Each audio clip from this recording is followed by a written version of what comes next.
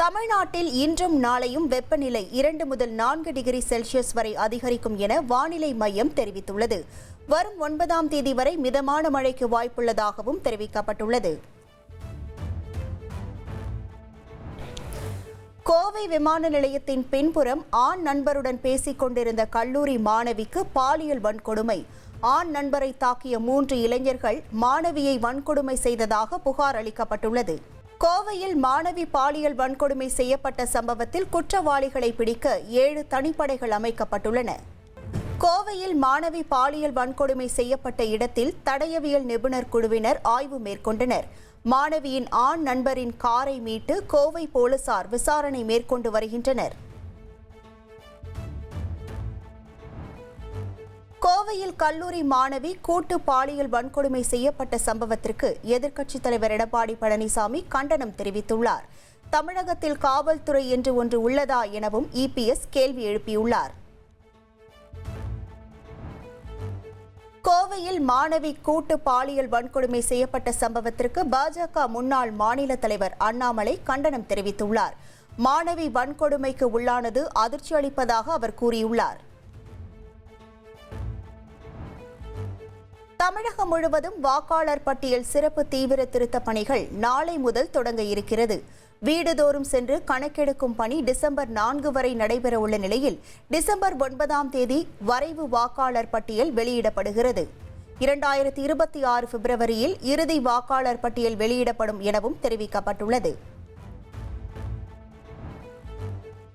வாக்காளர் பட்டியல் சிறப்பு தீவிர திருத்த பணிகள் குறித்து யாரும் அச்சம் கொள்ள தேவையில்லை என சென்னை உயர்நீதிமன்றத்தில் தேர்தல் ஆணையம் உறுதியளித்துள்ளது. எதிர்பார்த்ததை விட எஸ்ஐஆர் பணிகள் சிறப்பாக மேற்கொள்ளப்படும் எனவும் தேர்தல் ஆணையம் தெரிவித்துள்ளது. பாஜகவுக்கு பயந்து வாக்காளர் பட்டியல் சிறப்பு தீவிர திருத்தத்தை இபிஎஸ் எதிர்க்க மறுக்கிறார் என முதலமைச்சர் ஸ்டாலின் விமர்சித்துள்ளார். உண்மையான வாக்காளர்களை நீக்குவதற்காகவே தேர்தல் நேரத்தில் எஸ்ஐஆர் கொண்டுவரப்படுவதாகவும் முதல்வர் குற்றம் சாட்டியுள்ளார். எதிர்க்கட்சித் தலைவராக இருக்கக்கூடிய திரு பழனிசாமி அவர்கள் இதில் கூட இரட்டை வேடத்தை காட்டியிருக்கிறார். பாஜகவுக்கு பயந்து தேர்தல் ஆணையத்தோட நடவடிக்கையை எதிர்க்க பழனிசாமி பயப்படுகிறார். போலி வாக்காளர்களை நீக்கவே வாக்காளர் பட்டியல் சிறப்பு தீவிர திருத்தம் மேற்கொள்ளப்படுவதாக மத்திய இணை அமைச்சர் எல் முருகன் தெரிவித்துள்ளார். போலி வாக்காளர்களை நீக்க வேண்டும் என திமுக தான் முதலில் கூறியதாகவும் அவர் கூறியுள்ளார். உண்மையான வாக்காளர்களை கொண்டு வருவதுதான் நோக்கமாக இருக்கிறது. இந்த போலி வாக்காளர்களை நீக்க வேண்டும் என்று பலமுறை திமுகவே தான் சொல்லியிருக்காங்க. ஆனால் இப்போ திமுக திடீரென்று அவர்கள் இதை எதிர்த்து கொண்டிருக்காங்க.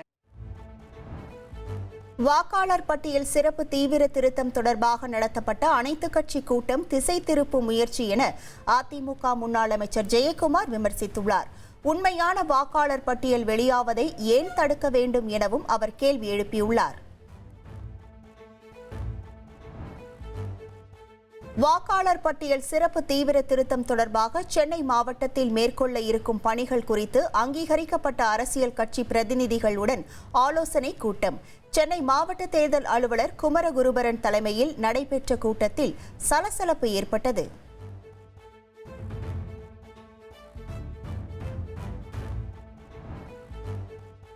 கரூர் கூட்ட நெரிசல் சம்பவம் குறித்து பனையூரில் உள்ள தாவேக தலைமை அலுவலகத்தில் சிபிஐ அதிகாரிகள் சுமார் 1 மணி நேரம் விசாரணை மேற்கொண்டனர். தாவேக இணை பொதுச் செயலாளர் நிர்மல் குமாரிடம் விசாரணை நடத்தப்பட்டது. கரூர் கூட்ட நெரிசல் சம்பவம் தொடர்பாக வேலுச்சாமிபுரத்தை சேர்ந்த வியாபாரிகள் 5 பேர் இன்று சிபிஐ விசாரணைக்கு ஆஜராகியுள்ளனர். இதுவரை 15க்கும் மேற்பட்டோரிடம் சிபிஐ அதிகாரிகள் விசாரணை மேற்கொண்டதாக தெரிவிக்கப்பட்டுள்ளது.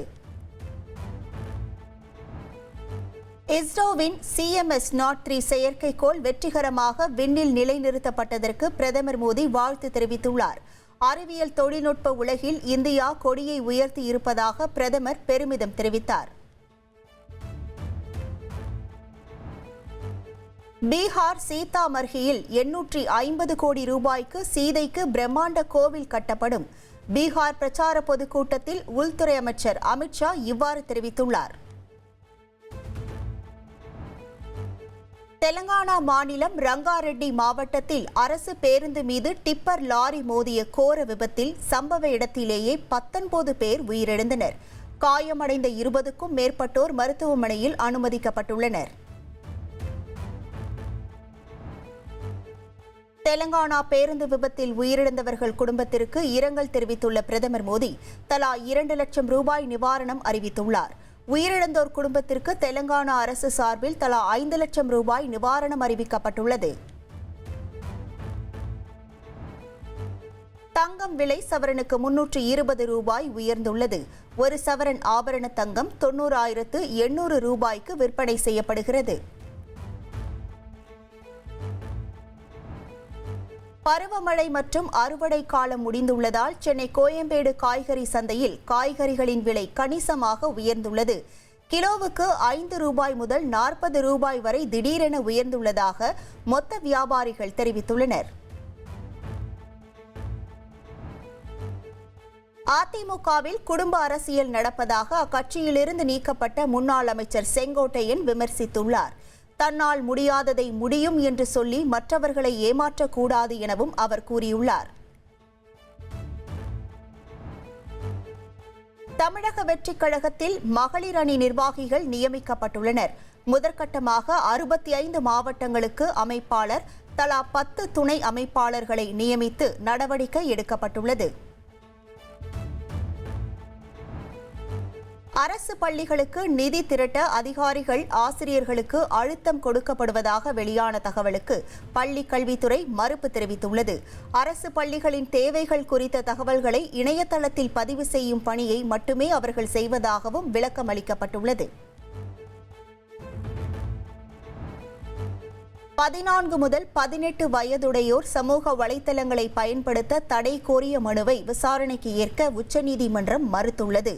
பொதுநல மனு ஒன்றை விசாரித்த தலைமை நீதிபதி கவாய் நேபாள வன்முறை சம்பவத்தை சுட்டிக்காட்டி மனுவை தள்ளுபடி செய்தார்.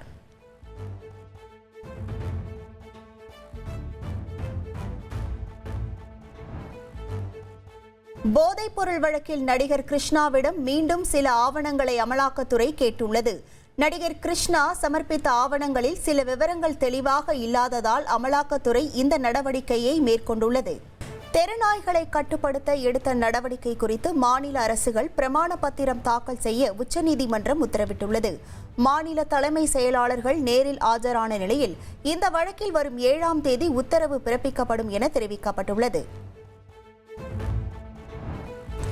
திருவண்ணாமலை அண்ணாமலையார் கோவிலில் கார்த்திகை தீப திருவிழாவை முன்னிட்டு அண்ணாமலையாருடன் உரை மற்றும் உண்ணாமுலை அம்மன் ஆகிய தெய்வங்கள் வலம் வரும் வாகனங்கள் மற்றும் ரதங்களுக்கு வண்ணக்கலவை பூசும் பணிகள் தீவிரமாக நடைபெற்று வருகிறது.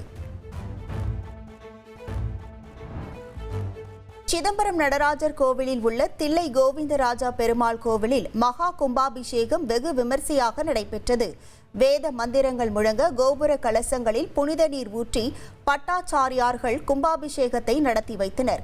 30 ஆண்டுகளுக்கு பிறகு நடைபெற்ற இந்த விழாவில் திரளான பக்தர்கள் கலந்து கொண்டு வழிபாடு செய்தனர். நெல்லை அரசு மருத்துவமனையில் நிமோனியா காய்ச்சலால் 3 வயது குழந்தை பரிதாபமாக உயிரிழந்தது. கேடிசி நகர் பகுதியைச் சேர்ந்த ரூபிகா என்ற குழந்தை உயிரிழந்த சம்பவம் சோகத்தை ஏற்படுத்தியுள்ளது.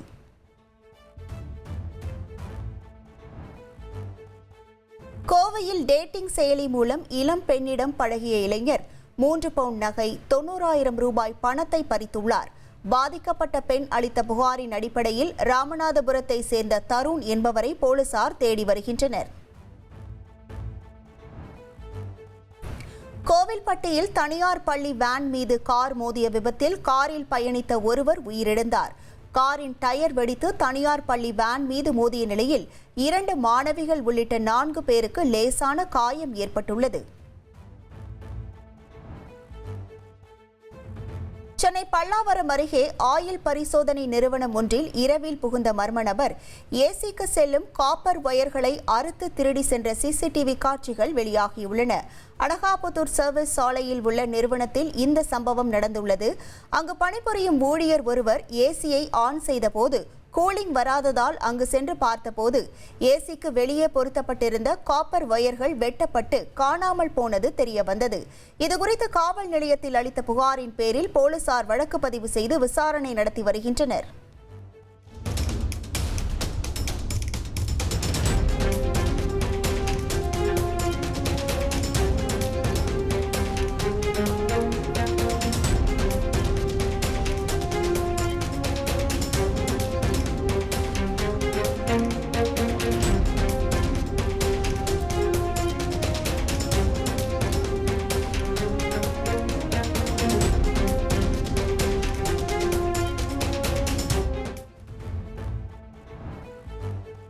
கடலூர் மாவட்டம் குறிஞ்சிப்பாடியில் வீடு புகுந்து லேப்டாப் திருடிய இளைஞரை போலீசார் கைது செய்தனர்.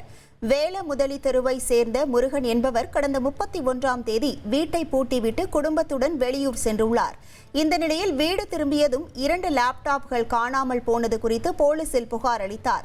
இதன் பேரில் சிசிடிவி காட்சிகளை ஆய்வு செய்தனர். இதில் மர்ம நபர் ஒருவர் மின்சாரம் இல்லாத போது வீட்டின் மேல் மாடியில் இருந்த லேப்டாப்பை திருடிய நிலையில் படியில் இறங்கி வந்தபோது மின்சாரம் வந்ததும் ஓடி ஒளிந்த காட்சி பதிவாகியுள்ளது. இதையடுத்து கடலூர் அண்ணாநகர் பகுதியைச் சேர்ந்த சபரிநாதன் என்பவரை போலீசார் கைது செய்து சிறையில் அடைத்தனர்.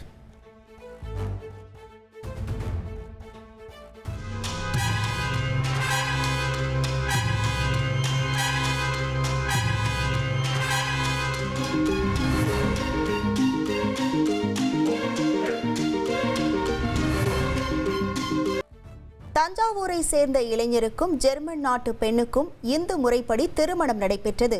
தஞ்சாவூர் மாவட்டம் கூனம்பட்டியை சேர்ந்தவர் விக்னேஸ்வரன். ஜெர்மனியில் உள்ள ஐடி நிறுவனத்தில் பணியாற்றி வரும் இவரும் உடன் பணிபுரியும் ஜெர்மனை சேர்ந்த விழினா பெர்கனும் காதலித்து வந்துள்ளனர். இந்த நிலையில் இரு வீட்டார் சம்மதத்துடன் உறவினர்கள் முன்னிலையில் இருவருக்கும் இந்து முறைப்படி இன்று திருமணம் நடைபெற்றது. தொடர்ந்து மணமக்களுக்கு உறவினர்களும் நண்பர்களும் வாழ்த்து தெரிவித்தனர். இந்த வீடியோ இணையத்தில் பரவி வருகிறது. சிவகங்கை மாவட்டம் சிங்கம்புணரி அருகே பிரான்மலையில் உள்ள கலியுக ஐயனார் கோவிலில் ஆண்கள் மட்டுமே பங்கேற்ற சிறப்பு படையல் பூஜை நடைபெற்றது. இதில் ஆட்டுக்கறியுடன் பச்சரிசி சாதம் உருண்டையாக உருட்டி பரிவார தெய்வங்களுக்கு படைக்கப்பட்டது. தொடர்ந்து தீபாராதனை காட்டி வழிபாடு செய்த பின்பு பக்தர்களுக்கு விருந்து பரிமாறப்பட்டது.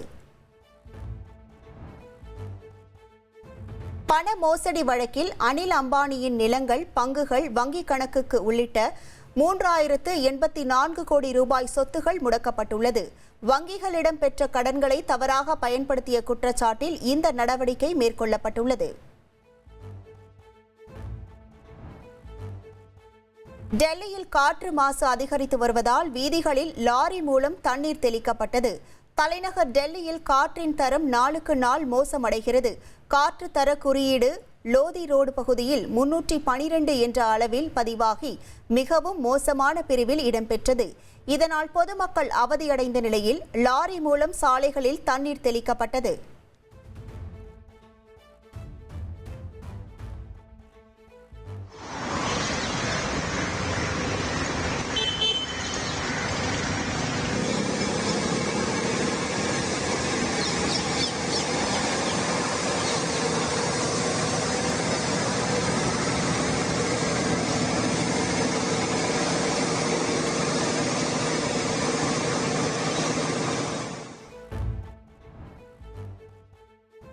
மகாராஷ்டிரா மாநிலம் புனே அருகே சிறுத்தை தாக்கி சிறுவன் உயிரிழந்ததால் வனத்துறை வாகனத்திற்கு பொதுமக்கள் தீ வைத்தனர். புனே அருகே ஷிரூர் பகுதியை வீட்டிற்கு வெளியே விளையாடிய 13 வயது சிறுவன் சிறுத்தை தாக்கியதில் உயிரிழந்தார். இந்த பகுதியில் சிறுத்தை நடமாட்டத்தை தடுக்க தவறியதாக வனத்துறை வாகனத்துக்கு அப்பகுதி மக்கள் தீ வைத்து எரித்தது மட்டுமின்றி வனத்துறை முகாமிற்கும் தீ வைத்தனர். இதனைத் தொடர்ந்து சிறுத்தையை சுட்டுப்பிடிக்க தலைமை வன அலுவலர் உத்தரவிட்டார். நைஜீரியாவில் கிறிஸ்தவர்கள் குறிவைத்து கொலை செய்யப்படுவதை கண்டித்த அமெரிக்க அதிபர் ட்ரம்ப் இதே நிலை நீடித்தால் அந்நாட்டில் அமெரிக்கா ராணுவம் களமிறங்கும் என எச்சரிக்கை விடுத்துள்ளார். மேற்கு ஆப்பிரிக்க நாடான நைஜீரியாவில் கிளர்ச்சியாளர்களால் கிறிஸ்தவர்கள் கொலை செய்யப்படுவதாக குற்றச்சாட்டு எழுந்தது. இந்த பிரச்சனையை தீவிரமாக கருதிய ட்ரம்ப் நைஜீரியாவில் கிறிஸ்தவர்களை துன்புறுத்தினால் அமெரிக்க ராணுவம் அந்நாட்டுக்குள் புகுந்து நடவடிக்கை எடுக்கும் என எச்சரிக்கை விடுத்துள்ளார்.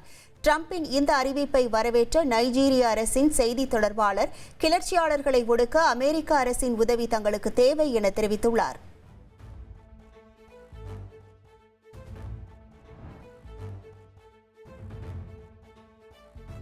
ஆப்கானிஸ்தானின் வடக்கு பகுதிகளில் ஏற்பட்ட சக்தி வாய்ந்த நிலநடுக்கத்தால் 20 பேர் உயிரிழந்தனர். நிலநடுக்கம் ரிக்டர் அளவில் 6.3 பதிவாகியுள்ள நிலையில் 150க்கும் மேற்பட்டோர் காயமடைந்துள்ளனர்.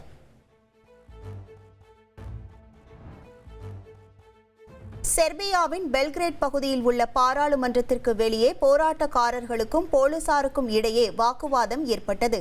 அந்த பகுதியில் உள்ள பூங்கா ஒன்றில் குழுமிய போராட்டக்காரர்கள் அங்குள்ள பொருட்களுக்கு தீ வைத்தனர். கடந்த ஆண்டு ரயில் நிலைய கூரை இடிந்து விழுந்த விபத்தில் உயிரிழந்தவர்களின் குடும்பத்தினரும் போராட்டத்தில் கலந்து கொண்டனர். மேலும் அரசின் ஊழலுக்கு எதிராக கண்டன முழக்கங்களை போராட்டக்காரர்கள் எழுப்பினர். கல்லறை திருவிழா பொலிவியாவின் மெர்சிடேரியன் கல்லறையில் கல்லறை திருவிழா நடைபெற்றது. இதில் இறந்தவர்களை மகிழ்விக்கும் விதமாக அவர்களது குடும்பத்தினர் இசைக்கு ஏற்றவாறு நடனமாடினர். இறந்தவர்களின் ஆன்மாவை சந்தோஷப்படுத்தும் நிகழ்வாக இந்த கல்லறை நாள் கடைபிடிக்கப்படுகிறது. மேலும் இறந்த குழந்தைகளுக்கு அவர்கள் உருவத்திலான ரொட்டிகள், பொம்மைகள் உள்ளிட்டவைகள் படைக்கப்பட்டது. மகளிர் உலகக்கோப்பையை வென்ற இந்திய அணியின் வெற்றி கொண்டாட்டம் தொடர்பான வீடியோவை BCCI வெளியிட்டுள்ளது. இந்திய வீராங்கனைகள் உற்சாகம் மிகுந்து காணப்பட்ட காட்சிகள் வெளியாகி நெகிழ்ச்சியை ஏற்படுத்தியுள்ளது. ICC மகளிர் கிரிக்கெட் உலகக்கோப்பை இறுதிப் போட்டியில் இந்திய அணி சாம்பியன் பட்டத்தை தட்டி சென்றதைத் தொடர்ந்து ஒடிசாவில் மணல் சிற்பம் படைத்து சிற்பக்கலைஞர் பாராட்டு தெரிவித்தார். புரி கடற்கரையில் 5 டன் மணலில் 6 அடி நீள கிரிக்கெட் பேட்டையும் பந்தையும் வைத்து சிற்பம் படைத்த சுதர்ஷன் பட்நாயக் பாரதத்தின் பெண்கள் சக்திக்கு பாராட்டுகள் என எழுதியிருந்தார்.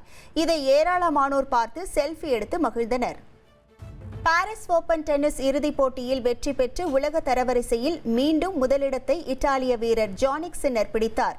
ஃபெலிக்ஸ் ஆகர் ஆலியாசிமை 6-4, 7-6 என்ற செட் கணக்கில் வீழ்த்தி ஜானிக் சின்னர் சாம்பியன் பட்டத்தை தட்டி சென்றார். ஆட்டோகிராஃப் திரைப்படம் நவம்பர் 14ஆம் தேதி ரீரிலீஸ் ஆக போறதா அதிகாரப்பூர்வ அறிவிப்பு வெளியாகியிருக்கு. சேரன் இயக்கி நடித்து கடந்த 2004ஆம் ஆண்டு வெளியான படம் ஆட்டோகிராஃப். ஸ்னேகா, மல்லிகா, கனிகா, இளவரசு முக்கிய கதாபாத்திரங்கள்ல நடிச்சு இந்த படத்துல பள்ளி, கல்லூரி, இளமை பருவங்கள்ல ஹீரோ சந்தித்த காதல் அனுபவங்கள் அழகா சொல்லப்பட்டிருக்கும். 3 தேசிய விருதுகளையும் பெற்ற இந்த படம் 21 ஆண்டுகளுக்கு பிறகு நவம்பர் 14ஆம் தேதி ரீரிலீஸ் ஆகுது.